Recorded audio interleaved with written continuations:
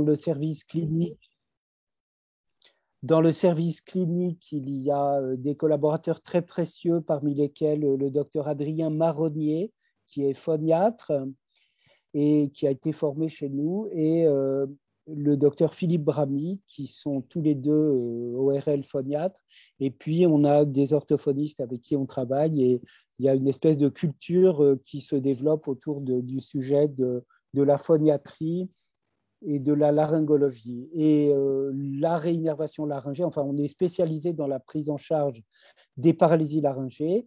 On a développé des techniques de réinnervation et on va voir un peu les différences, mais ce ne sont pas les seules techniques que nous utilisons dans les paralysies laryngées. Alors, bon, vous savez déjà tous que les fonctions du larynx, c'est bien sûr la protection des voies aériennes, la phonation, la respiration, c'est aussi la toux et l'augmentation des pressions pour la défécation et l'accouchement. Mais la protection des voies aériennes, c'est quelque chose de très important.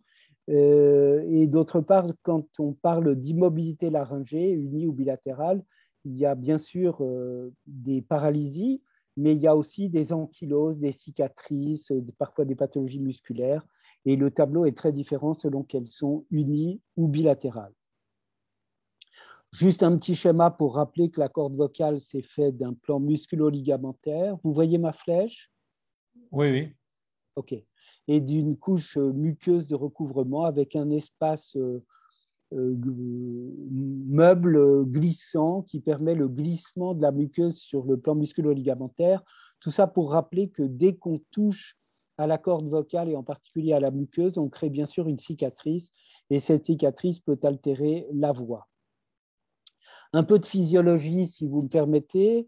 Donc, les muscles qui ferment les cordes vocales, c'est d'abord les muscles cricothyroïdiens, mais on peut discuter aussi un rôle dans l'ouverture par ces muscles.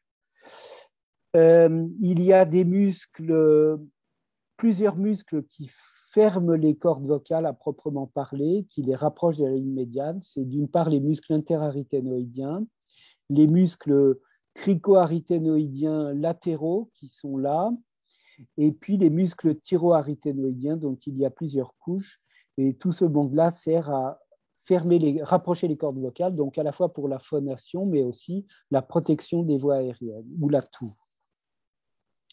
Et puis, il y a un seul muscle de chaque côté pour écarter les cordes vocales et permettre la respiration. C'est le muscle crico-aryténoïdien postérieur.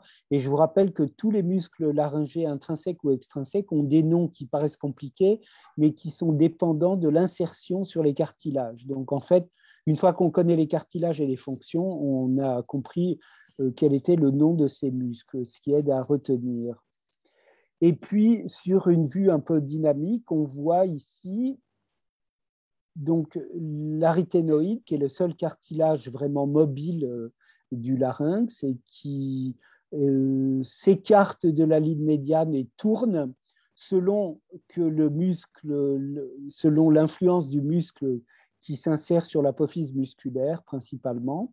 Donc, on a ici dans une vue postérieure ou de 3/4, c'est un schéma emprunté à Marc Remac, on a le muscle qui ouvre les cordes vocales, qui est donc le muscle crico-aryténoïdien postérieur, qui s'insère sur l'apophyse musculaire et qui a une action de rotation et de traction latérale de l'aryténoïde.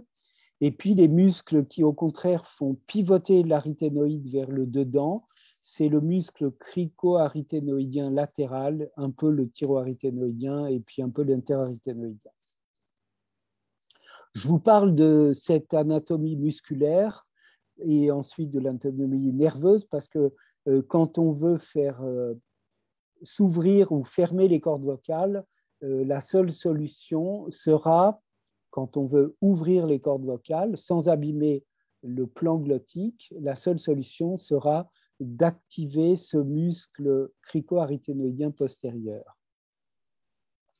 Bon, vous connaissez ce schéma classique de la phonation, c'est le rapprochement du sphincter, la fermeture du sphincter laryngé, l'entrebâillement du sphincter qui permet de faire un petit puff d'air qui va faire pousser la muqueuse, glisser la muqueuse et finalement vibrer la muqueuse. Ce n'est bien sûr pas la vibration des cordes vocales elles-mêmes, ça n'est pas le fonctionnement des cordes de guitare. En respiration, les deux cordes s'écartent grâce à l'écartement des arythénoïdes. En phonation, elles se rapprochent. Et là, c'est l'exemple d'une paralysie laryngée bilatérale en fermeture et d'une paralysie laryngée unilatérale. La position de la corde vocale va déterminer les signes fonctionnels. Un petit rappel de l'innervation laryngée. Tout le monde connaît par cœur ou je vous rappelle ce schéma de François Lejean? Réponse? Oui, oui, on l'a abordé, mais tu peux Bon, le rappeler. on rabâche le rabâchage, mais c'est toujours très important de savoir que les axones, les motoneurones qui vont aller innerver le larynx prennent naissance dans le noyau ambigu qui est au niveau du plancher du quatrième ventricule. Et de ce noyau ambigu qui est très étendu en longueur, se dégagent des radicelles qui vont s'unir au noyau, au radicelle du nerf accessoire ou nerf spinal. Tout ce monde-là va passer par le foramen jugulaire dans le trou déchiré postérieur, dans le rocher, hein, c'est la base du crâne osseuse, et ensuite va aller dégouliner dans le cou, et on va en reparler. Je veux juste dire que dans ce noyau ambigu, il y a des discussions sur la localisation de noyaux moteurs destinés aux muscles qui ouvrent les cordes vocales ou destinés aux muscles qui les ferment, mais il y a une grande proximité, une grande contiguïté dans tout cela. Sous le rocher, il y a donc le ganglion plexiforme, duquel s'échappe le nerf vague, qui va courir dans le cou derrière les vaisseaux et qui va ensuite descendre au bord de l'œsophage, puis dans l'abdomen. C'est le nerf le plus long, le plus important de l'organisme, ce nerf vague, et il va donner le nerf récurrent autour de la crosse de l'aorte du côté gauche, autour de l'artère sous-clavière du côté droit, et ce nerf récurrent va remonter dans le dièdre œsotrachéal pour se placer en arrière de la glande thyroïde, au contact des parathyroïdes, et pour ensuite innerver tous les muscles intrinsèques du larynx. Vous imaginez bien les causes principales de paralysie laryngée, la chirurgie de la crosse de l'aorte, la chirurgie du canal artériel, les cancers de l'œsophage, la chirurgie thyroïdienne et des parathyroïdes. Ça, c'est pour la paralysie motrice. Oups là, pourquoi donc Alors, excusez-moi. Voilà, on reprend. Et il y a le nerf laryngé supérieur qui naît du ganglion plexiforme sous la base du crâne, qui va rentrer dans la membrane cricothyroïdienne et innerver la muqueuse supraglottique, alors qu'il y a une branche externe qui n'est pas représentée ici, qui va innerver le muscle cricothyroïdien. Et ce muscle cricothyroïdien est à l'extérieur du larynx, c'est un muscle tenseur des cordes vocales. Alors, à l'intérieur du larynx, il y a des ramifications non systématisées, ici schématiques, pour les différents muscles, mais on aimerait qu'il y ait des groupes musculaires avec une branche pour un groupe musculaire, et ce n'est pas comme ça que ça se passe en réalité. Il y a une grande variabilité de l'innervation à l'intérieur du larynx, et il y a un nerf anastomotique entre le laryngé inférieur et le laryngé supérieur, c'est l'anse de Galien, dont on ne connaît pas tout à fait la fonction.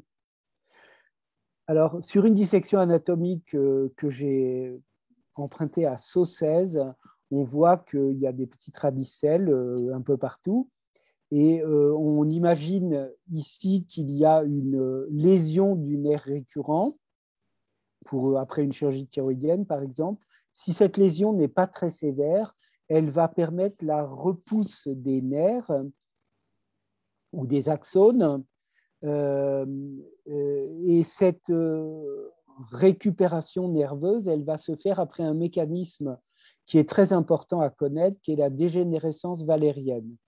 Donc, sur ce schéma, je schématise l'innervation avec le corps neuronal, le motoneurone, l'axone avec la gaine de myéline, enfin les cellules de Schwann qui fabriquent la gaine de myéline, qui accélèrent la dépolarisation du nerf. On coupe le nerf. Si c'est une section très franche, ce qu'on appelle un neurotmésis, il y aura une destruction de la partie aval du nerf et même qui va progresser vers l'amont. Et ensuite, grâce à la commande de la synthèse protéique qui part du motoneurone et du corps cellulaire, il y aura une repousse axonale qui va se faire progressivement avec un emballement par les cellules de Schwann.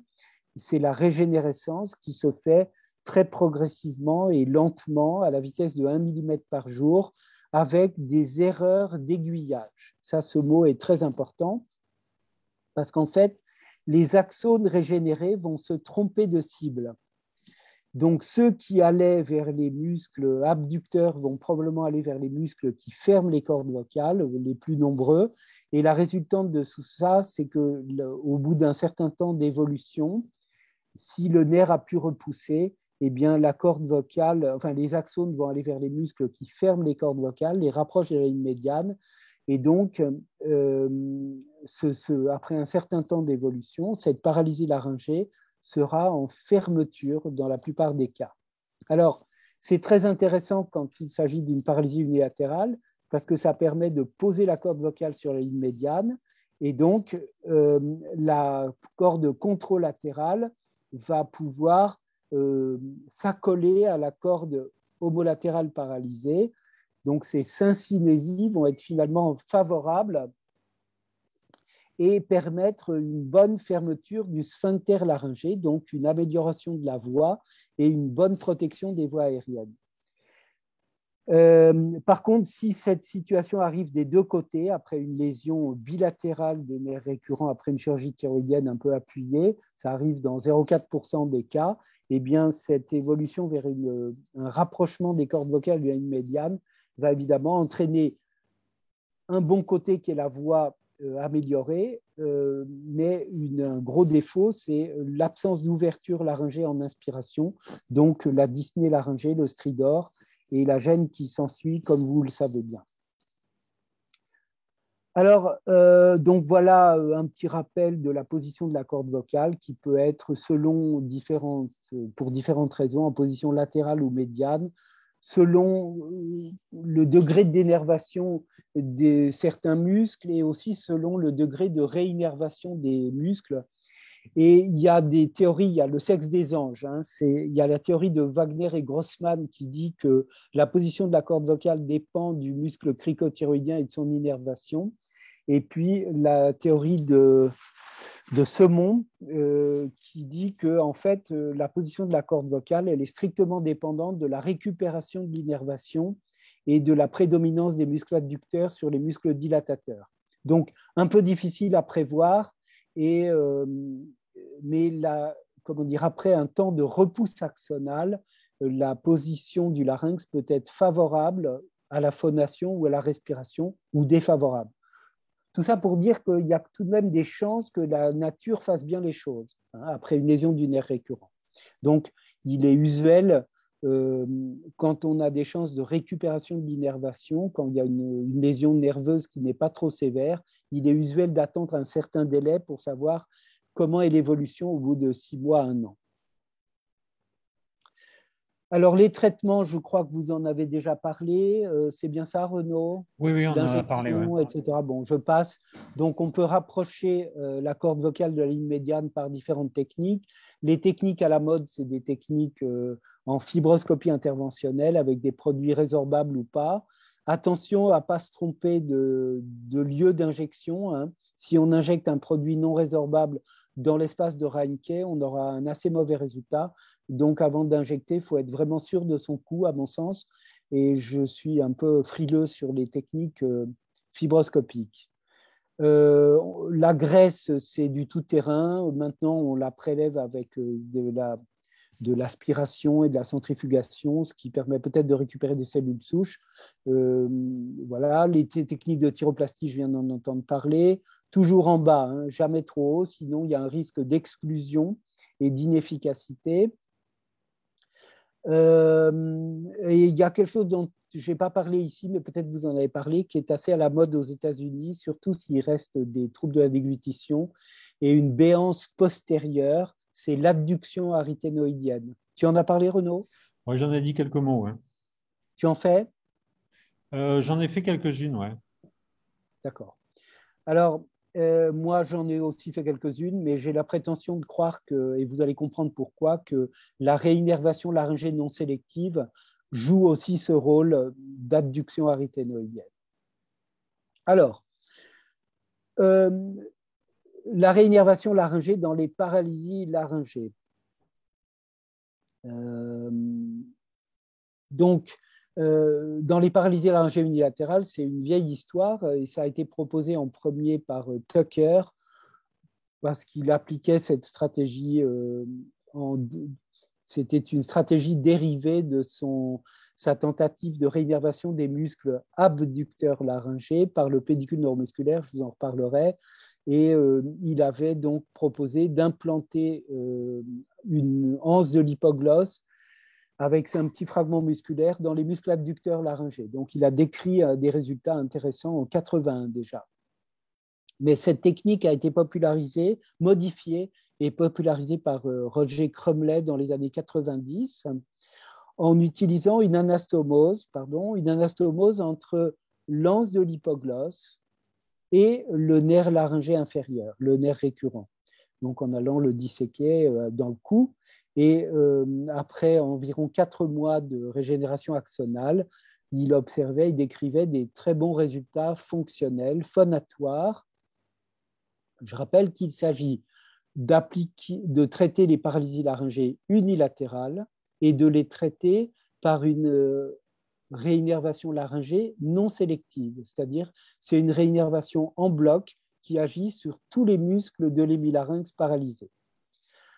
Alors, pas mal de gens ont publié ensuite des bons résultats que vous voyez décrits sur cette diapositive, en particulier Zheng, etc. Et puis, il y a une grosse série qui a été présentée par des Chinois de Shanghai, en particulier Honggang Zheng de Shanghai, donc, qui a présenté 237 cas après un recul de 2 à 10 ans et un suivi moyen de 5 ans, donc un très bon recul et des bons résultats que je ne détaille pas là, mais qui sont disponibles en PLOS ONE, hein, qui est en accès libre d'ailleurs, 2011, très bons résultats.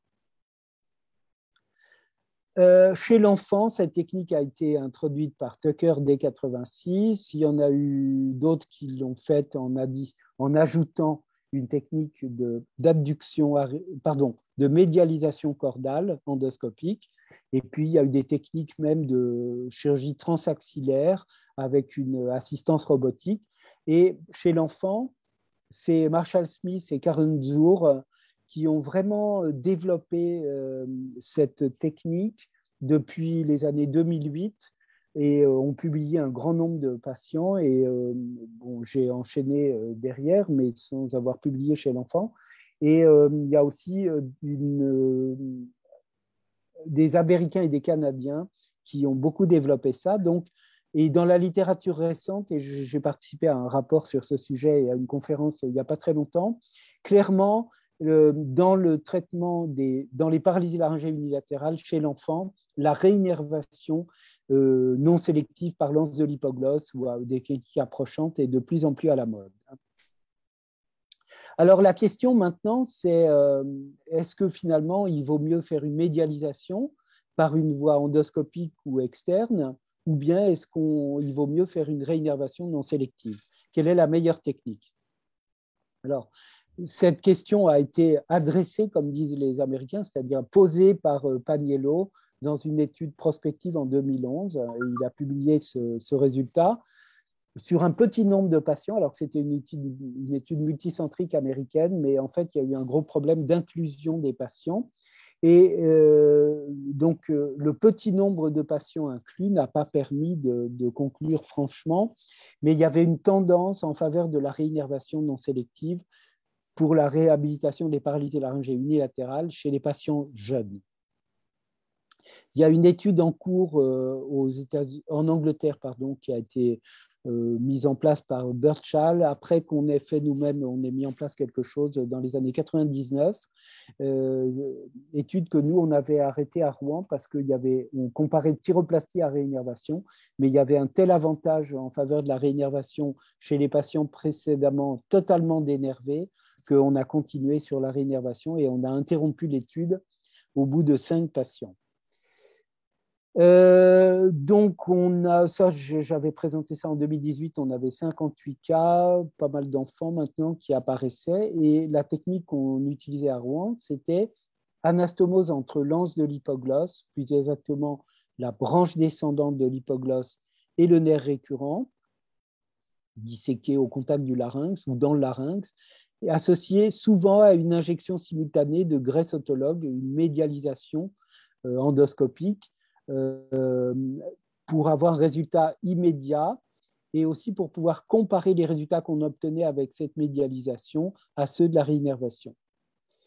Donc, les critères étaient très exigeants au début. C'était silence électrique, dénervation complète du laryngé inférieur ou du vague, et il fallait que la dysphonie soit importante depuis au moins 6 mois. Maintenant, on a 71 patients qui ont été rapportés dans la thèse de Victoria Denizet, 47 paralysie gauche, 24 droite, un âge moyen de 51 ans, enfin bientôt 52 ans, et les causes étaient le plus souvent cervicales, parfois thoracique ou cardiaque, pas mal après chirurgie de la crosse aortique ou du canal artériel, quelques-unes après chirurgie de l'empanto-cérébelleux. C'est un problème un peu différent parce qu'il y a une atteinte de la branche sensitive du vague, et puis quelques paralysies à frigorée. Méfiez-vous d'elle parce que chez un patient, j'ai découvert 5 ans après réinnervation qu'il avait en fait un kyste épidermique dans la base du crâne et qui était très volumineux et qu'il a fallu opérer. Alors la technique, elle est schématique, c'est l'anse de l'hypoglosse qu'on dissèque sur la veine jugulaire interne, et puis on prend la branche descendante qui va vers les muscles sosioïdiens et c'est elle qu'on coupe et qu'on fait monter vers le récurrent, qu'on a disséqué dans le larynx. Et maintenant, je fais, quelle que soit l'indication, grosso modo, je recherche le nerf récurrent en profondeur du cricopharyngien, du muscle constricteur inférieur, ce qui permet de le trouver toujours. J'en ai une expérience de, je ne sais pas, 300, 400 cas, et il y a un seul cas où je ne l'ai pas trouvé. C'était après une laryngoplastie d'élargissement des 4 côtés, après une pendaison. Mais bref, on le trouve toujours. Alors, voici l'augmentation graisseuse. Elle est classique. Je la faisais par voie endoscopique qui permet d'attendre la repousse axonale. Alors, sur cet histogramme qui ne comprend pas tous les patients, mais qui est bien démonstratif, on voit que sur un score de handicap vocal, c'est l'avis du patient. Alors, notre questionnaire rouennais, c'est l'équivalent du VHI, Voice Handicap Index 10 ou 30. On a d'ailleurs publié la corrélation entre ce questionnaire qui avait été développé avant le Voice Handicap Index, et on voit que le score de handicap vocal avant l'intervention, qui est élevé, le maximum c'est 142 sur ce score rouennais, il était donc de 80, et puis après la réinnervation non sélective et l'injection de graisse, on avait d'emblée une amélioration, mais qui est significative certes, mais qui n'est pas si importante, et il fallait attendre 6 mois pour que cette amélioration soit très significative, c'est-à-dire le temps de la repousse axonale. Et cette amélioration se maintient après 1 an et s'améliore encore après 36 mois.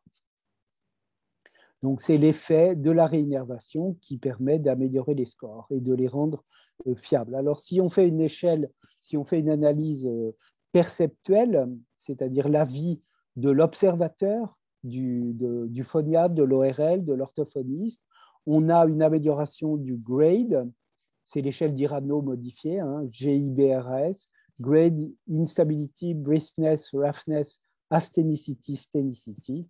Et on voit qu'au fil du temps, il y a une amélioration du grade, une amélioration de la raucité, une amélioration du souffle et une amélioration du strain dans notre série. Et puis, si on fait l'analyse informatique, on voit qu'il y a aussi une amélioration significative du jitter, du shimmer, du temps maximal de phonation, qui est aux alentours de 12 secondes après un an, ce qui est à dire proche de la normale, et avec une intensité qui augmente. Et j'avais demandé à Victoria de poser la question à nos patients s'il fallait recommencer la chirurgie, est-ce que vous recommenceriez? Et la réponse a été pour 50 réponses sur 75 questionnaires. Dans 91% des cas, oui. Mais par contre, il y en a quelques-uns qui ne la recommanderaient pas, et c'est ceux chez lesquels on a complété le geste, soit par une médialisation cordale, soit par une injection graisseuse d'une autre technique ou une thyroplastie. Donc, un bon succès, mais ça ne marche pas à tous les coups. Alors, je vous présente un exemple d'un patient que peut-être certains ont déjà entendu. C'est un patient qui avait été opéré d'un cancer du poumon, qui a survécu plusieurs années et qui avait eu une résection du nerf vague en août 2001. Il avait une paralysie laryngée unilatérale en ouverture. Comme vous savez, les paralysies d'origine thoracique sont souvent en ouverture. On ne sait finalement pas très bien pourquoi. Et je lui ai fait une rénervation laryngée avec injection de graisse en août 2002. Voilà la voix pré-op. Donc, une voix soufflée tout à fait typique. Vous avez pu entendre? Oui, on entend un peu faiblement, mais ça va. D'accord. Je peux pas, peut-être je peux faire ça. Bernard Lebon, j'ai été opéré d'une rénervation laryngée gauche en août 2002. Donc, quelques années Alors, après… je vais compter pour bien faire voir. 1, 2, 3, 4, 5, 6, 7, 8, 9, 10. Appelez Ohé. Ohé. 7. Oh. Donc, vous voyez, 5 ans après, on a encore une voix de très bonne qualité dans une situation qui n'est pas si simple parce qu'en général, il y a une dénervation très importante des muscles du larynx si on a réséqué le nerf vague. Alors, quelles sont les limites de ces stratégies, de ces techniques de rénervation? Est-ce qu'on peut faire cette chirurgie longtemps après la dénervation? En fait, il y a souvent une rénervation spontanée, parfois des syncinésies, qui maintiennent un minimum de trophicité musculaire. Et d'autre part, s'il y a une ankylose, on peut tout à fait faire cela sans, comment dire, ça n'est pas le problème. En tout cas, l'idée à retenir de cette dia, c'est qu'on peut faire une rénervation longtemps après une dénervation. Et je vous donne en principe un exemple. Mars, avril, mai, juin, juillet, août, septembre, octobre, novembre, décembre. La même chose, très fort. Janvier. Janvier, février. Donc, ce patient, il avait eu une ligature du canal artériel dans sa période néonatale et il avait une voix très faible et je lui ai fait une rénervation laryngée à l'âge de 20 ans environ et il a récupéré une voix que vous avez entendue qui est quasiment normale. Alors, pourquoi? Peut-être qu'il avait des syncinésies défavorables, je ne sais. En tout cas, cette stratégie a permis de lui redonner une voix qui l'a beaucoup aidé dans sa vie quotidienne. Ça lui a permis d'assurer sa personnalité, etc. Alors, est-ce qu'on peut faire une réinnervation s'il y a eu une médialisation endoscopique auparavant? Oui, c'est d'ailleurs, on l'a utilisé maintenant dans pas mal de cas de chirurgie de rattrapage. Est-ce qu'on peut faire ça, par exemple, après une thyroplastie? Oui, et il n'est pas nécessaire d'enlever le cartilage ou l'hydroxyapatite ou le silicone qui a été mis en place. Si on redonne de la trophicité aux différents muscles laryngés, en général, ça permet d'améliorer la fermeture du sphincter laryngé et d'améliorer la voix. Alors, on a une série de 9 patients qui ont bénéficié d'une réinnervation secondaire qui nous a été envoyée après des échecs de thyroplastie ou de différentes situations ou d'injections de médialisation réalisées à plusieurs reprises. Et on voit qu'on a des bons résultats sur les différents paramètres analysés et qui se maintiennent dans le temps. Alors, la chirurgie de réinnervation, vous avez compris qu'elle se fait par voie externe, sous anesthésie le plus souvent générale, elle dure environ 2 heures. Il ne faut pas curariser les patients pour pouvoir identifier les nerfs donneurs pas le nerf receveur puisqu'il est paralysé, il est dénervé totalement, mais c'est l'anatomie qui nous permet de le retrouver et de toujours le retrouver si on va en profondeur du cricothyroïdien. Donc, on a pu faire cette chirurgie chez des patients qui avaient été opérés de cancer thyroïdien avec résection volontaire du nerf laryngé. Par contre, il faut tenir compte de la préservation de l'anse de l'hypoglosse. Et en l'occurrence, s'il y a eu des curages très étendus, il se peut qu'elle ait disparu. Et dans ce cas-là, il faut parfois prendre l'anse de l'hypoglosse contralatérale, ce qui complique la chirurgie, ou bien le nerf du thyroïdien, ce qui donne des résultats un tout petit peu moins bons parce qu'il y a un petit peu moins d'axones. Est-ce qu'on peut réaliser ça chez l'enfant? Eh bien, voilà un exemple d'une petite fille qui était née prématurément à 29 semaines, qui pesait pas bien lourd et qui avait eu pour sa survie une ligature du canal artériel avec, comme dans un cas sur deux, une séquelle vocale. Ça ne veut pas forcément dire que le nerf récurrent est sectionné, mais en tout cas, il a été abîmé. Et je lui ai fait à l'âge de 5 ans une réinnervation non sélective. Et voilà la cicatrice qui est tolérable. Et vous allez l'entendre. Il y a des tortues à moteur. À sa force, ça peut à peu et s'arrête devant le feu. Donc, vous voyez qu'elle a redécouvert le plaisir de chanter, ce que disent bien ses parents, qui ont autorisé, d'ailleurs, que je vous montre sa photo, bien sûr. Et elle a d'ailleurs une diminution de ses fausses routes. C'est un effet collatéral, mais ce n'était pas l'objectif initial. Mais sachez que ça permet aussi cela. Et le Pediatric Voice Handicap Index, qui a été décrit par Karen Zur de Philadelphie, était en préop de 61 sur 92 et qu'il a baissé au fil du temps, donc grâce à l'efficacité de la réinnervation. En passant, c'est facile de faire une réinnervation par voie cervicale chez un enfant chez lequel on ne pourrait pas faire une thyroplastie sous anesthésie locale, bien sûr. Alors, donc, dans les paralysés laryngées unilatérales, vous avez compris qu'on a des bons résultats de la réinnervation non sélective, que ces résultats, enfin les nôtres, sont comparables à ceux de la littérature, que pour moi, ils sont meilleurs que la médialisation endoscopique, mais il reste à le prouver sur une étude prospective. On pourrait presque penser que notre étude comparative chez les patients qui ont eu à la fois l'augmentation cordale et la réinnervation, on voit que les résultats sont vraiment améliorés par la réinnervation, ce qui est une manière de prouver que la réinnervation est plus efficace. Ces résultats sont obtenus après 3 à 4 mois.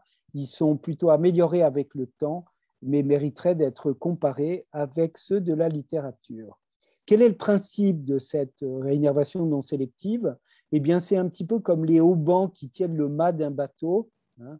C'était ici à Gênes, ou alors comme les ressorts qui tiennent la partie centrale d'un trampoline, hein. Ils permettent de stabiliser la réténoïde, de mettre l'hémilarynx ou l'hémichorde sur la ligne médiane, et ils ont à la fois l'effet de la médialisation et de la réténoïdopexie, hein, de la pexie aryténoïdienne, et permettent un bon affrontement de la corde vocale contralatérale. À mon avis, après un peu d'entraînement, ils sont indépendants de l'expérience chirurgicale. Ce n'est pas si facile de faire une bonne thyroplastie. Ils peuvent être faits sous anesthésie générale, il faut les faire sous anesthésie générale. Il n'y a pas d'inclusion de matériel étranger, il n'y a pas d'effet contraire à la croissance et ils peuvent donc être réalisés chez l'enfant.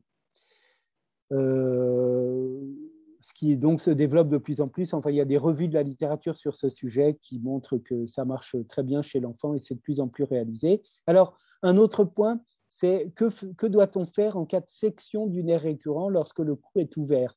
Vous faites une chirurgie de la thyroïde, vous êtes obligé le cancer thyroïdien est étendu, vous êtes obligé de réséquer le nerf récurrent. Est-ce que vous avez intérêt à attendre, laisser comme ça, ou est-ce que vous essayez une réinnervation? Eh bien, la littérature dont j'ai été co-auteur, mais il y a plusieurs papiers qui disent qu'on a tout à fait intérêt à essayer d'emblée une réinnervation non sélective, soit avec le nerf récurrent et un petit greffon d'interposition, soit mieux encore avec l'anse de l'hypoglosse si on peut l'utiliser. C'est aussi très, très préférable en cas de résection du nerf vague. On aura un résultat beaucoup plus rapide avec une anastomose avec l'anse de l'hypoglosse que si on fait un pontage du vague resséqué. Voilà, donc les indications optimales pour moi, c'est quand la voix doit être la meilleure possible chez les professionnels de la voix, par exemple. Parfois dans les fausses routes, mais si ce n'est pas le meilleur traitement des fausses routes, puisqu'il faut attendre la repousse axonale. On peut le faire dans les lésions unilatérales du récurrent ou du nerf vague, éventuellement même dans les lésions hautes dans l'angle pontocérébelleux, même en tissu cicatriciel, vous avez compris, mais il faut aller chercher le nerf en profondeur du cricopharyngien. Et en cas d'échec de médialisation, c'est un très bon traitement de rattrapage. Et donc, je peux peut-être faire une petite pause à ce moment pour une discussion de 5 minutes. Est-ce que vous avez des commentaires ou des questions? Est-ce que vous avez une question ici?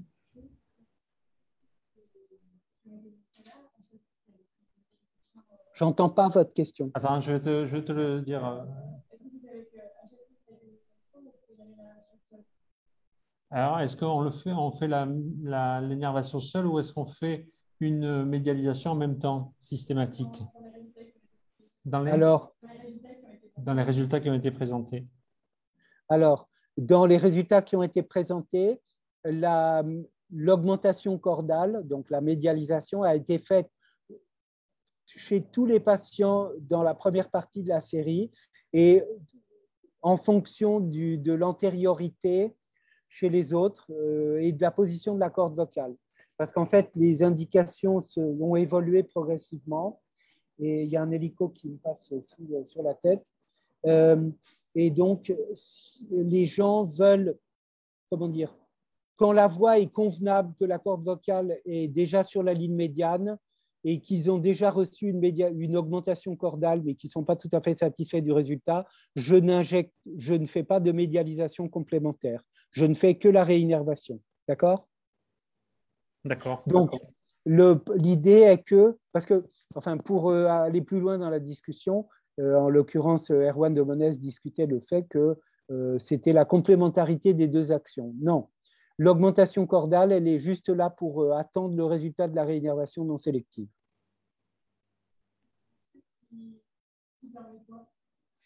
C'est difficile de savoir qui permet quoi, en fait, hein, c'est ça. Hein. C'est la réinnervation non sélective qui permet le repositionnement de la rythénoïde dans la bonne position et le résultat vocal optimal. Mais il faut attendre 4 mois. D'accord. Une autre question? J'ai une question. Oui. Est-ce que vous pourriez réexpliquer là votre dernière dia, les indications? Non, celle d'avant. Enfin, la dernière qui était... les indications, là, la toute dernière. Pardon. Celle-là. Voilà. Le premier point, vous parlez des fausses routes. Vous pouvez réexpliquer ce que vous disiez? Alors, il y a des patients, comment dire, quand il y a une paralysie laryngée récente, et particulièrement si elle est en ouverture, et particulièrement s'il s'agit d'une cause thoracique ou d'une cause basse du crâne, la voix n'est pas au premier plan en général, c'est les fausses routes qui sont au premier plan. D'accord? Et dans ce cas-là, il faut pas, ce n'est pas le meilleur traitement de faire une réinnervation laryngée unilatérale. Il faudrait attendre 4 mois pour que l'effet se fasse sentir sur la déglutition. Donc, je privilégie toujours une médialisation cordale et puis toutes les techniques habituelles de posture et le reste. Mais parfois, chez certains patients de ces différentes étiologies, après 1 an d'évolution, la voix est encore un peu médiocre, ils mangent à peu près bien, mais ils font quelques fausses routes à la salive ou parfois au liquide. Eh bien, la réinnervation non sélective va améliorer le positionnement de la corde vocale et donc améliorer la phonation et aussi réduire les fausses routes. Voilà. Donc, la fausse route, ça n'est pas une indication de première intention à mon sens, mais c'est un effet, c'est une amélioration collatérale. Très bien, merci beaucoup, j'ai compris. Merci beaucoup. Il faut que ça soit absolument clair, ça. Hein. Tout le monde est d'accord? Ça va. OK. Autre question? Par exemple, le cerveau commande à la langue de bouger, le cerveau va à la fois aussi commander au nerveux. Tu peux reformuler. Oui. En fait, la question, c'est si on utilise l'anse de l'hypoglosse, donc qui est commandé par l'hypoglosse, est-ce que ça ne va pas entraîner une commande aberrante du larynx réinnervé par la commande par exemple, des muscles infrayoïdiens? D'accord. Alors d'abord, l'anse de l'hypoglosse, elle vient, son noyau moteur, il est dans la moelle cervicale, hein, il n'est pas dans le tronc cérébral. Il emprunte un trajet commun avec l'hypoglosse, mais il n'a rien à voir avec l'hypoglosse en fait. Effectivement, il innerve en principe les muscles sous-hyoïdiens, mais les muscles sous-hyoïdiens, il n'y en a qu'un seul qui a une action en phonation, c'est le muscle thyroïdien, qui a une innervation d'ailleurs spécifique par une branche thyroïdienne de l'hypoglosse, qui est plus antérieure que l'anse de l'hypoglosse, ou qu'on appelle la branche descendante de l'hypoglosse. Et les autres muscles sous-hyoïdiens, ils ont un effet d'inspirateur accessoire principalement, ou de stabilisateur hyoïdien. Donc, la destruction de l'innervation d'un côté des muscles sous-hyoïdiens n'a pas d'effet sur la voix. D'accord, ok. Une question encore?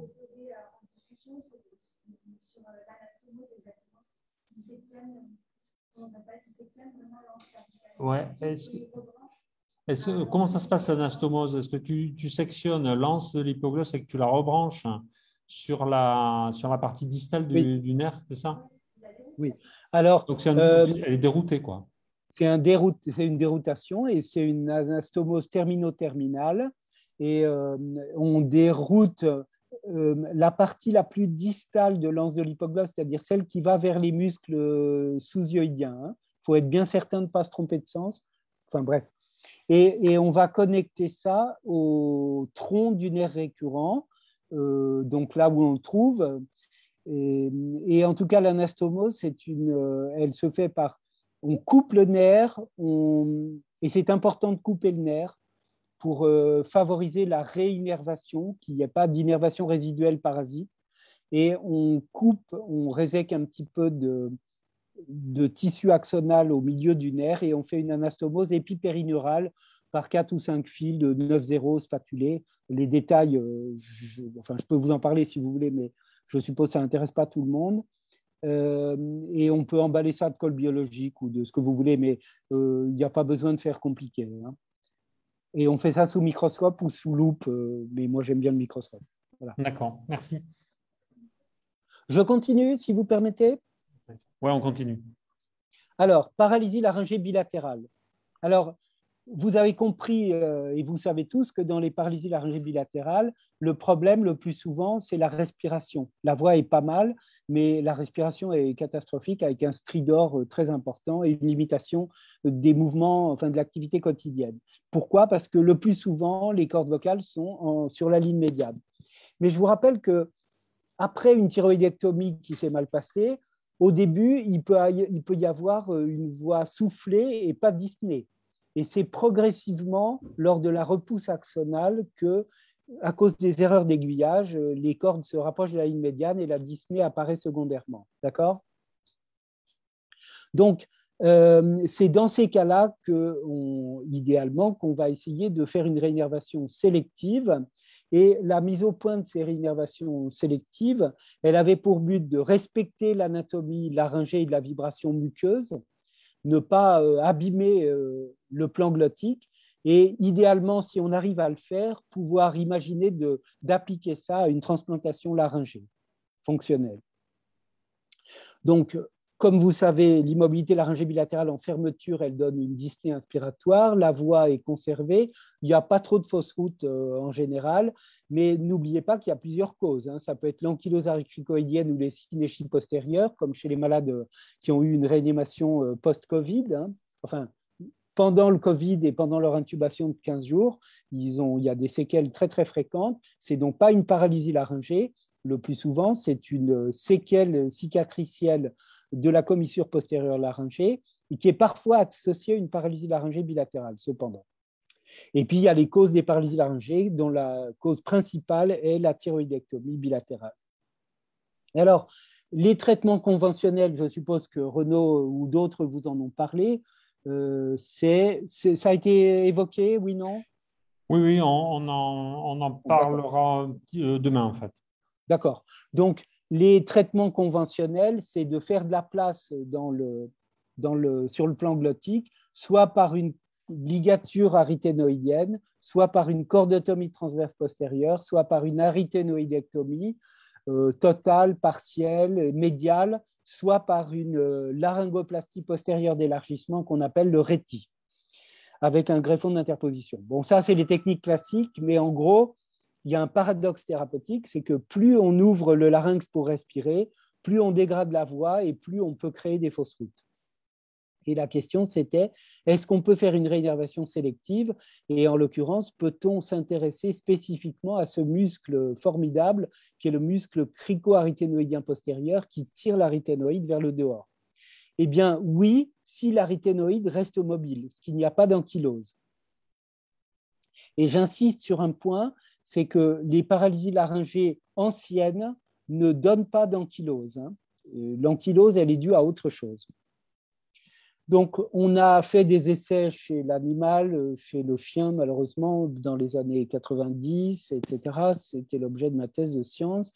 Et puis, ayant obtenu des très bons résultats, en utilisant ce que je vais vous expliquer après, on a démarré un essai thérapeutique chez l'homme, a obtenu un PHRC pour ça, et donc fait la réinnervation des paralysies laryngées bilatérales en fermeture, soit par dénervation complète, soit plutôt en présence de syncinésie, avec une évaluation laryngée et respiratoire. Et les résultats finaux de ce travail ne sont pas encore publiés chez l'adulte. Et je suis en train de dépouiller tout ça pour le faire, mais on a présenté pas mal de fois les résultats dans les congrès. Bref, au début, la technique consistait à prendre une racine du nerf phrénique, qui est le nerf qui va vers un muscle inspiratoire principal, qui est le diaphragme, bien sûr. Et chez le chien, on prenait la racine supérieure du nerf phrénique d'un côté, parce qu'on a montré chez l'animal que le fait de prélever cette racine permettait de préserver une innervation de très bonne qualité du diaphragme homolatéral et donc préserver une fonction respiratoire de bonne qualité chez le lapin et chez le chien. Et maintenant, on sait que c'est tout à fait le cas chez l'homme. Donc, il est autorisé de prendre une racine supérieure du nerf phrénique, C3 ou C4 chez l'homme, et ici, on l'anastomosait au tronc du nerf récurrent, c'est une vue postérieure du larynx, et on coupait la partie abductrice du nerf récurrent pour faire un greffon d'interposition rétrocricoïdien et faire venir les axones venant toujours du phrénique de l'autre côté aussi pour avoir une réinnervation simultanée des muscles crico-aryténoïdiens postérieurs par les petits axones, les quelques axones venant de la racine supérieure du phrénique. Et dans le même temps, je faisais une réinnervation des muscles adducteurs laryngés, en fait en anastomosant le tronc du nerf récurrent au muscle thyroïdien, au nerf du muscle thyroïdien des deux côtés, et c'est une branche spécifique de l'hypoglosse que vous pouvez trouver près de l'osioïde sur le muscle thyroïdien. Il y avait un intérêt à faire ça, c'est d'une part récupérer un tonus ou une fermeture laryngée avec ces muscles qui ne sont activés qu'en phonation aiguë ou lors du chant ou lors de la déglutition, mais aussi permettre d'occuper les plaques motrices pour éviter qu'une réinnervation erronée, échappée du crico-aryténoïdien postérieur puisse aller provoquer une réinnervation aberrante des muscles abducteurs.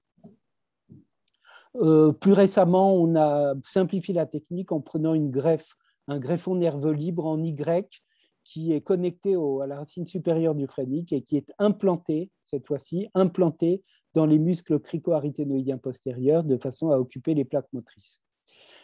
Alors, on a aujourd'hui plus de 80 cas et le plus souvent, c'est après thyroïdectomie. Et si c'est peut-être intéressant de voir ça, le plus souvent, c'était pour les paralysies laryngées en fermeture, mais il y a quelques cas en ouverture, il y a quelques cas après traitement endolaryngé, et il y a quelques cas sélectifs. Voilà. Et l'actualité approximative, c'est que sur plus de 80 cas, on a 3/4 d'amélioration respiratoire avec préservation vocale, ce qui est donc le point le plus important, c'est que la voix est préservée ou améliorée. Et 70 sur 80 cas des patients sont décanulés. Il y en a quelques autres qui pourraient l'être, mais qui ont un peu peur parce qu'ils avaient des trachéotomies anciennes. Et là, on peut observer une abduction aryténoïdienne inspiratoire visible, active en inspiration, bilatérale dans un cas sur deux, surtout s'il n'y a pas de cicatrice antérieure, et dans un cas seulement, dans à peu près 3/4 des cas, surtout s'il n'y a pas de cicatrice antérieure. Donc, on voit sur ces courbes une amélioration du débit inspiratoire qui évolue avec le temps, surtout entre 6 et 12 mois, parce qu'il faut du temps pour que les axones passent à travers le greffon d'interposition, qui est long, qui fait 6-7 cm. Donc, il faut du temps de repousse axonale, vous vous souvenez, 1 mm par jour. Donc, les résultats sont très différés, mais il y a une diminution des résistances laryngées. On voit, si on analyse la force du diaphragme résiduel, qu'après une sidération initiale, 1 mois, il y a une récupération progressive de la force du diaphragme, et qui est très acceptable après 1 an environ. Ça conforte les données qu'on avait chez l'animal. Et en termes de résultats vocaux sur les questionnaires, on voit qu'il y a une dégradation post-opératoire immédiate à cause de la dénervation, parce que n'oubliez pas qu'il faut couper les 2 nerfs récurrents pour permettre que les muscles reçoivent une nouvelle innervation.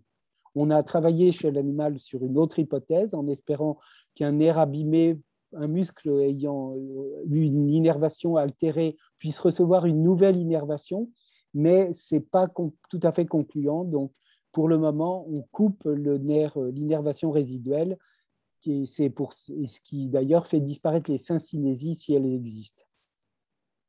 Et je continue le commentaire de cette diapo sur l'évolution vocale.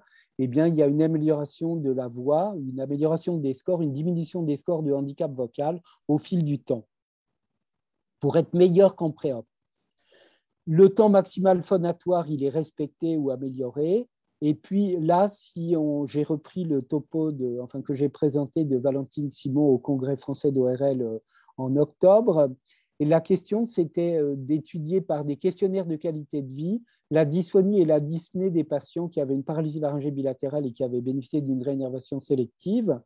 La stratégie, c'était une enquête téléphonique avec des questionnaires qui sont envoyés aux patients et qui nous rendent. Et on étudiait des questionnaires de ventilation, de phonation, de qualité de vie générale et quelques autres questions supplémentaires, satisfaction, reprise du travail, etc. Cicatrices et autres. Et donc, on a corrélé ça aux résultats objectifs concernant la ventilation et la phonation. Et on a pu montrer, en particulier, c'est les résultats que je voulais vous montrer principalement, on a envoyé ce questionnaire à 85 patients, il y en a 53 qui ont répondu, il y en a qui venaient de l'étranger, c'est une étude qui se déroule sur 20 ans, etc. C'est un peu compliqué quand même. Donc, il y a un taux de réponse qui n'est pas trop mauvais. Et sur ceux qui ont répondu, si c'était à refaire, accepteriez-vous de subir à nouveau cette opération? Il y en a 96,4% qui ont répondu oui, et 93% qui le conseilleraient un ami. Et quand on regarde ceux qui n'ont pas répondu, parmi ceux-là, on sait qu'il y a des très bons résultats. Donc, ce n'est pas que la sélection des bons résultats. Voilà. Alors, la trachéotomie, il y en a quand même, donc il y en avait 27% qui a été trachéotomisé avant l'intervention.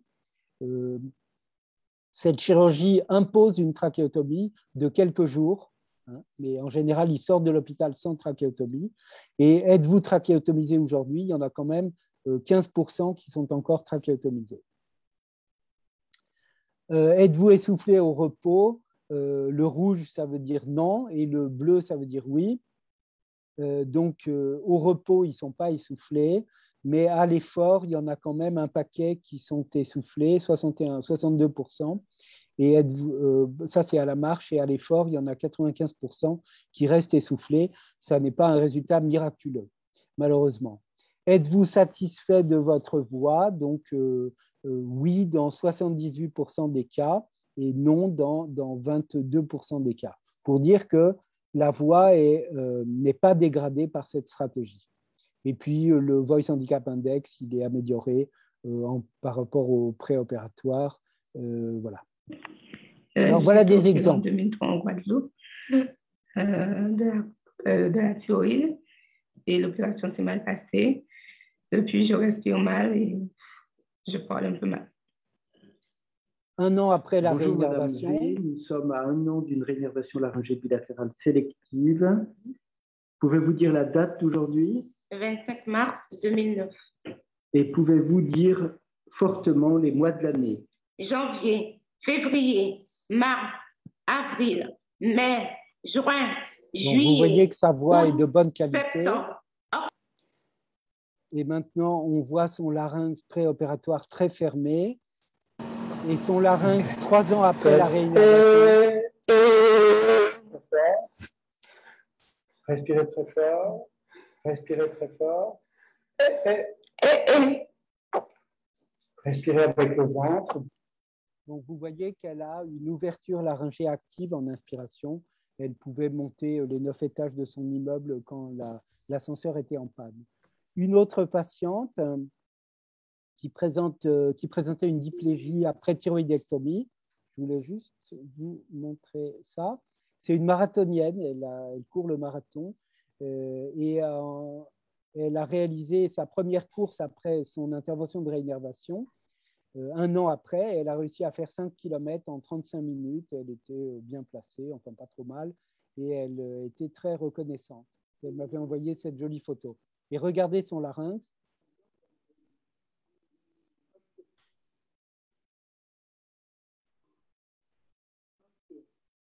Vous voyez l'ouverture aryténoïdienne bilatérale qui est tout à fait spectaculaire et la fermeture qui est de bonne qualité. Alors, est-ce qu'on peut, avant de faire cette chirurgie, il faut vérifier, il faut faire tout un bilan et être certain que les aryténoïdes sont bien mobiles, qu'elles sont mobilisables sous cure, qu'on puisse les déplacer, parce qu'il y a quand même il y a des erreurs de diagnostic possibles, il faut vraiment vérifier cela. Et il faut aussi être certain qu'il y a une absence d'activité inspiratoire dans les muscles crico-aryténoïdiens postérieurs. C'est la raison pour laquelle je fais un bilan qui comprend un bilan sous anesthésie générale, en ventilation spontanée, on a décrit la technique, et après curarisation, pour être absolument sûr que l'indication est bonne.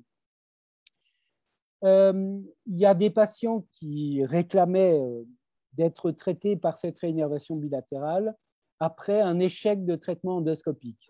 Donc, j'ai fait au début de manière compassionnelle et je vais vous en montrer un exemple.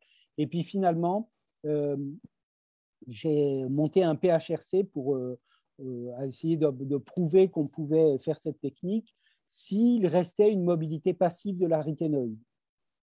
Alors, voilà un exemple d'une patiente qui avait une thyroïdectomie totale pour cancer thyroïdien, qui avait une paralysie bilatérale, qui a eu une aryténoïdectomie par un de mes collègues, le professeur Mallard à Nantes, et qui n'était pas satisfaite ni de sa voix ni de sa respiration, parce que c'est une policière, c'est une femme d'action, il fallait qu'elle court après les voleurs et les appelle, donc elle n'arrivait pas à faire des efforts importants, et elle m'a supplié pour que je lui fasse une réinnervation. J'ai un peu hésité, hein, et puis je vais vous montrer son larynx avant et après. Donc voilà l'histoire. Elle avait eu aussi une cordotomie transverse bilatérale. Elle avait une aryténoïdopexie. Elle a eu aussi une aryténoïdectomie, sauf erreur. Et voilà sa voix préop. Février, mars, avril, mai. Donc sa voix, elle n'est pas si mal. Juillet, et sa dyspnée, elle n'était pas majeure. septembre, octobre. Voilà son larynx. Alors maintenant, vous respirez tranquillement par le nez. Fort. Dites i. Encore une fois. I. Respirez. Inspirez fort. Reniflez.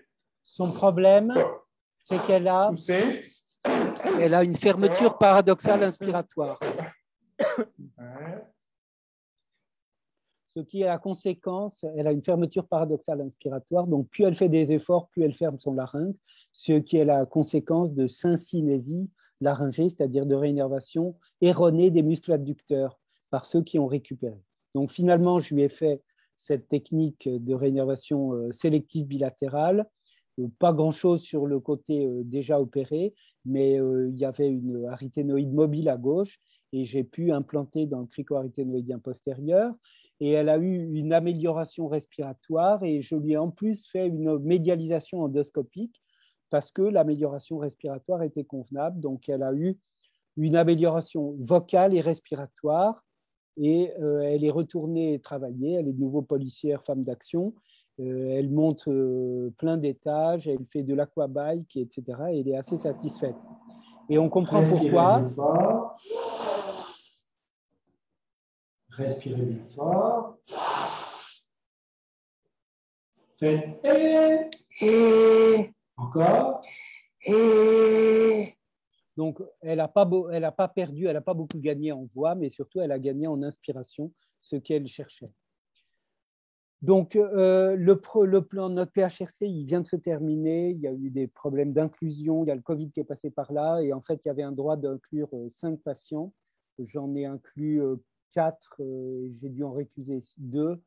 Et les résultats sont en dépouillement. Je ne suis pas certain que ça soit formidable. Et la conclusion pour le moment, j'aimerais vous faire retenir cette idée, c'est que il vaut mieux faire une réinnervation sélective bilatérale sur un larynx sain, enfin neuf, dont le plan glottique n'a pas été abîmé, alors que si on le fait secondairement, les résultats sont un peu moins bons. Voilà. Donc, quelles sont les nouvelles indications de réinnervation sélective bilatérale? Eh bien, ce sont les paralysies en ouverture. Et voilà, j'ai quelques exemples, dont celui-là c'est une patiente qui m'avait été envoyée du Portugal. Elle avait une diplégie complète après thyroïdectomie totale en 2009. Elle avait une aphonie résiduelle, une dénervation complète du larynx, sauf des critothyroïdiens. Et je lui ai fait une réinnervation bilatérale sélective. Sa voix pré-op, elle était aphone, mais elle n'avalait pas de travers. Sa voix, son larynx pré-op, mais malheureusement, je ne l'ai pas. Sa voix post-op, 9 mois post-op, sans rien faire d'autre que la réinnervation. Hein. Donc, l'action des muscles thyroïdiens. Appelé OE.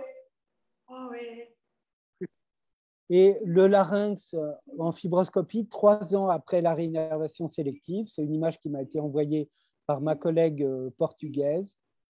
Vous voyez l'ouverture arythénoïdienne, inspiratoire, bilatérale et une bonne fermeture, une bonne trophicité cordale et une voix de bonne qualité.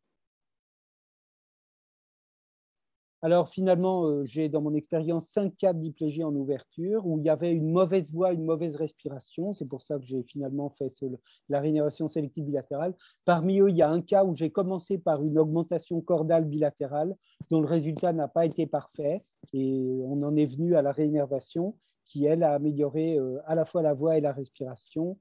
Bon, vous voyez que sommairement, on a une amélioration de la ventilation et de la voix, parfois avec une augmentation cordale complémentaire. On peut aussi faire cela, les dénervations complètes du larynx, on les voit classiquement dans les disjonctions laryngotrachéales. Et j'ai maintenant quelques cas avec d'assez bons résultats sur cette indication. Et chez l'enfant, nous avons une expérience en commun avec Marshall Smith de Salt Lake City qui était venu apprendre la technique à Rouen. Et on a au total, on a publié 10 cas, j'en ai fait quelques autres depuis, et on a publié ça dans le JAMA ORL. et on avait grosso modo les étiologies des paralysies laryngées bilatérales, c'était thyroïdectomie pour cancer, pathologie congénitale après un long temps laissé pour l'éventuelle récupération spontanée qui est présente dans un cas sur deux. Hein. Dans 4 cas, atrésie de l'œsophage avec des reconstructions complexes dans 2 cas, un lymphangiome kystique dans 1 cas, une atrésie aortique dans 1 cas et un lymphangiome médiastinal qui était une paralysie en ouverture qui n'était pas trachéotomisée au départ, celui-là. Et donc, on a observé une récupération de l'abduction arythénoïdienne bilatérale dans 8 cas, unilatérale dans 2 cas, unilatérale seulement dans 2 cas, absente dans 2 cas. Tous ont été décanulés, parfois 1 an après la chirurgie. Et le diaphragme, quand on a pu l'étudier, a retrouvé sa mobilité dans au moins 5 cas. Mais on ne les a pas tous étudiés. Et la voix était de bonne qualité, avec sur l'échelle d'Irano, vous voyez que les scores sont bons. Et la déglutition, eh bien, après 15 jours de fausse route, il y a des fausses routes post-op toujours, elle redevient tout à fait normale. Donc, en somme, la réinnervation sélective bilatérale, elle devient le traitement de choix en première intention quand une voie optimale doit être préservée, y compris chez l'enfant et de plus en plus chez l'enfant, mais elle peut éventuellement être un traitement de seconde intention s'il n'y a pas d'ankylose arycricoïdienne. Préférez la première intention, s'il vous plaît. Elle peut être appliquée à un larynx totalement dénervé, même si, et au bout du compte, il manque encore une étude prospective comparative entre les différents types de traitements. Le futur, eh bien, c'est l'application à la transplantation laryngée. Vous savez qu'elle a été faite pour la première fois en 1998 par Strom. Il y a eu un autre cas proposé par Belavsky en 2010 à UC Davis aux États-Unis, dans l'Ouest, dans la Californie. Et puis, il y a eu d'autres cas plus récemment chez les Polonais, mais la question restait la réinnervation fonctionnelle. Et donc, juste pour vous montrer ce qu'on développe avec Philippe Cérus et d'autres laryngologistes français, le principe est très simple, c'est que quand vous avez un larynx sur la table, ici c'est un larynx de porc, eh bien, si vous relevez la muqueuse, vous avez l'exposition directe des muscles crico-arythénoïdiens postérieurs, et donc vous pouvez très facilement implanter un greffon en Y dans les muscles, un greffon nerveux libre, que vous allez ensuite connecter au nerf phrénique ou à une de ses racines, et puis vous allez pouvoir faire une réinnervation et une revascularisation de l'ensemble du larynx et le repositionner en lieu et place du larynx manquant. Et c'est donc notre groupe ECLAT qui travaille sur ce sujet depuis longtemps, qui a maintenant l'autorisation éthique, les financements, et qui a une autorisation de faire cela chez 3 patients. Tout s'était arrêté pendant le Covid depuis 2020, et on est en train de reprendre l'entraînement. Voilà un exemple ça c'est un larynx de porc, je crois. Il faut toutes les petites étiquettes, là c'est l'identification des veines ou des artères ou des nerfs que l'on va devoir réanastomoser. C'est assez complexe, hein. C'est un peu plus difficile que le rein. Voilà, et puis le futur du futur, c'est probablement les cellules souches qui vont aider à la régénération axonale ou bien la stimulation magnétique transcrânienne qui favorise peut-être la repousse axonale et ciblée.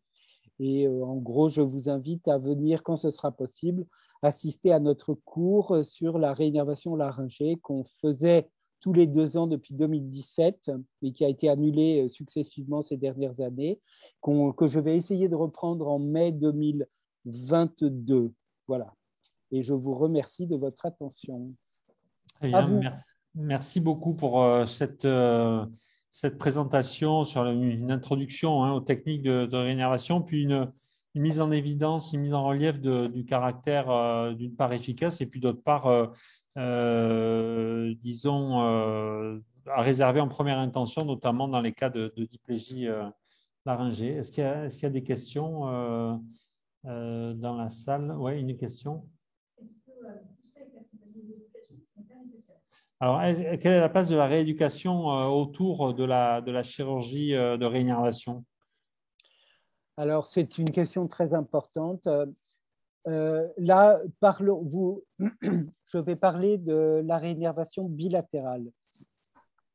Dans la réinnervation bilatérale, il faut entraîner la respiration, supprimer les fausses routes et entraîner la phonation en évitant toute compensation erronée, tout serrage supraglottique. Mais pour le reste, les choses se font toutes seules. Donc, le rôle de l'orthophoniste est d'éviter le serrage et surtout d'attendre que le voisement revienne naturellement, ce qui est en général le cas au bout d'environ 1 mois ou 2, mais je n'ai pas cherché à voiser en utilisant les bandes ventriculaires, les arythénoïdes et tout ce qu'il y a autour. Et bien sûr, le contrôle respiratoire optimal pour la production vocale. Voilà pour la réinnervation bilatérale. Pour la réinnervation unilatérale, et bon, toujours utiliser la respiration à bon escient et éviter le forçage.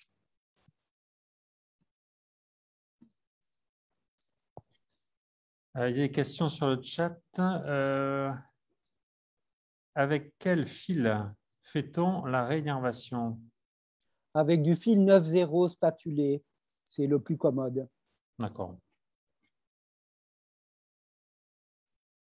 Ne vous inquiétez pas, j'ai enregistré la présentation parce que je trouvais qu'il y avait beaucoup de données à la seconde, ce qui est vrai quand on l'écoute pour la première fois. Moi, je commence à être habitué, mais j'avoue que c'est bien, comme ça on pourra le repasser à loisir.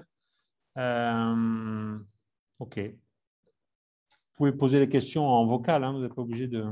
Alors, je veux rajouter un commentaire, c'est que dans la réinnervation bilatérale, c'est une chirurgie qui oblige à ouvrir le cou et qui fait donc une cicatrice cervicale qu'on cache souvent dans un pli.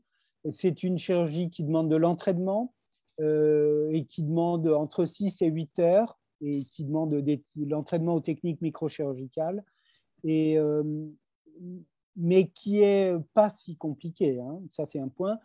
Et elle s'adresse plutôt à des gens jeunes parce que malheureusement, en vieillissant, notre pouvoir, notre capacité de repousse axonale devient moins bonne.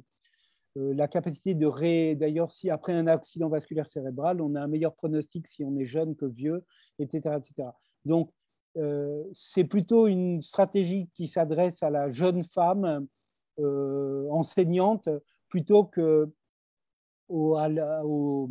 sujet masculin chef de chantier de 70 ans. Parce que celui-là, ça ne va pas tellement… Si on lui élargit le larynx par des techniques endoscopiques, il va avoir une voix rauque, mais elle sera acceptable, cette voix. Elle n'enlèvera pas sa masculinité, elle lui permettra de faire des efforts modérés. Vous voyez, c'est donc la réinnervation bilatérale sélective, c'est plutôt pour des gens jeunes. D'accord. Nous, ici, c'est bon. Est-ce qu'il y a des questions sur Zoom?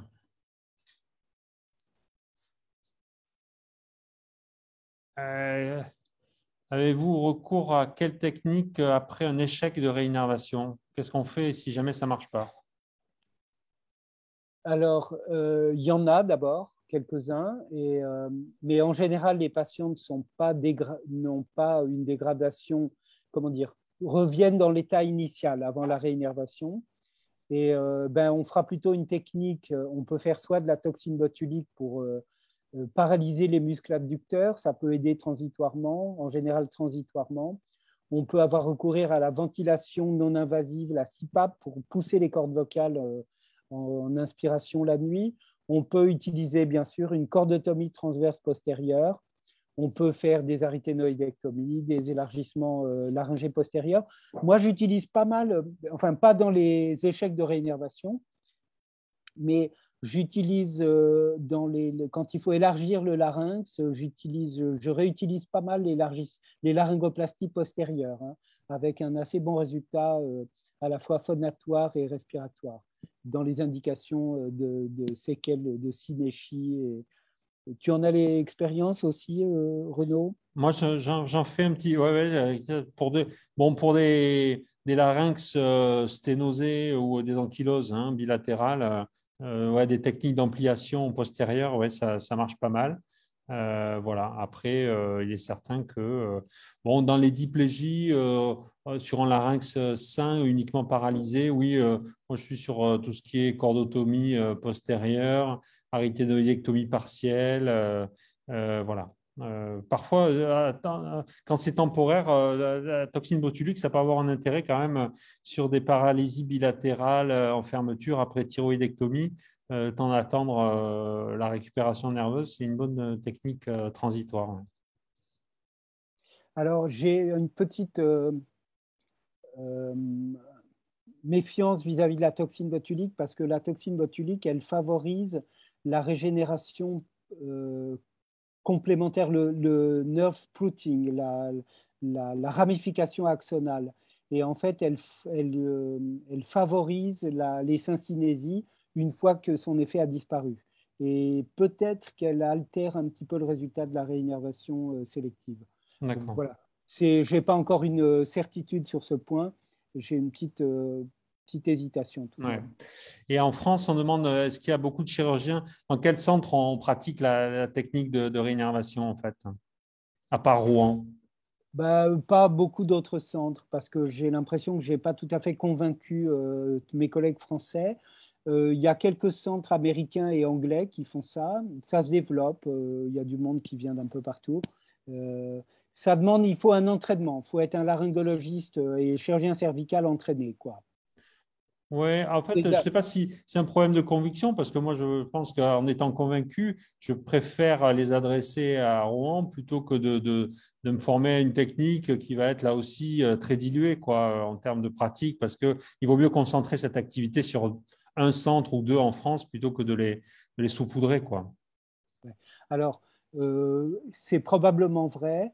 Et comment dire, enfin, moi, j'ai concentré beaucoup de cas.